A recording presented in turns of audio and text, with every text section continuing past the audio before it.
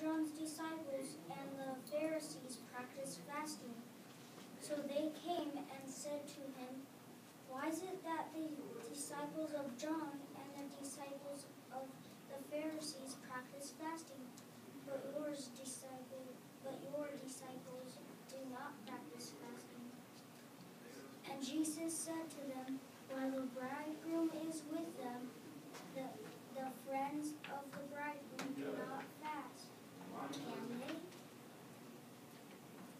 As long as they have the bridegroom with them, they cannot fast. But days will come when the bridegroom will be taken away from them, and then they will fast in that day. Nobody sews a patch of unshrunk cloth upon an old outer garment. If he does, its full strength pulls from it the new from the old, and the tear becomes worse. Also, nobody puts new wine into old wineskins. If he does, the wine bursts the skins, and the wine is lost as well as the skins. But people put new wine into new wineskins." Now it happened that he was proceeding through the grain fields on the Sabbath, and his disciples started to make their way plucking the heads of grain. So the Pharisees went saying to him, "Look there! Why are they doing on the Sabbath what is not lawful?" But he said to them, "Have you ever once read what David did when he fell in need and got hungry, he and the men with him? How he entered into the house of God.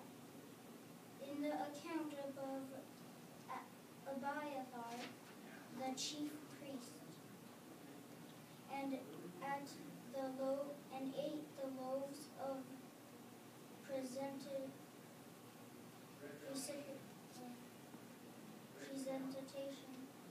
which is not lawful for anybody to eat except the priest. And he gave some also to the men who were with him. So he went on to say to them, the Sabbath came into existence for the sake of man, and not man for the sake of the Sabbath. Hence, the Son of Man is Lord even of the Sabbath." Once again, he entered into the synagogue, and a man was there with a dried up hand. So they were watching him closely to see whether he would cure the man on the Sabbath, in order that they might accuse him. And he said to the man with the withered hand, "Get up and come to the sentence." Next he said, "Is it lawful on the Sabbath to do a good deed or a bad deed, to save or kill a soul?" But they kept silent. And after looking around upon them with indignation, being thoroughly grieved at the incivility of their hearts, he said to the man, "Stretch out your hand." And he stretched it out, and his hand was restored. At that, the Pharisees went out and immediately began holding counsel with the hardy followers of Herod against him, in order to destroy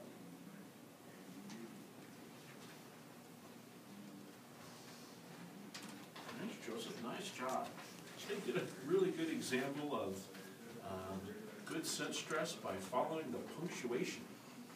That's always a challenge, I think for especially new readers too. But you could always tell when you came to quotes.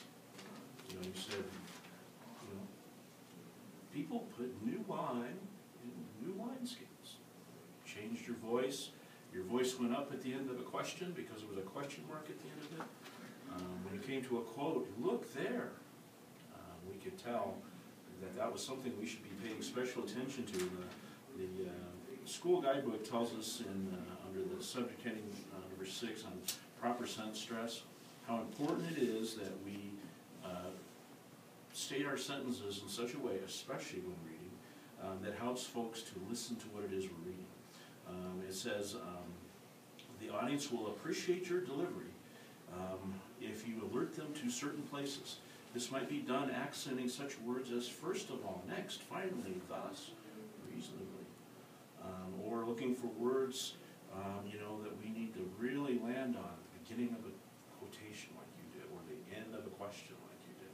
All those things help us get the proper sense of the sentence. You did a really nice job of doing that. Very well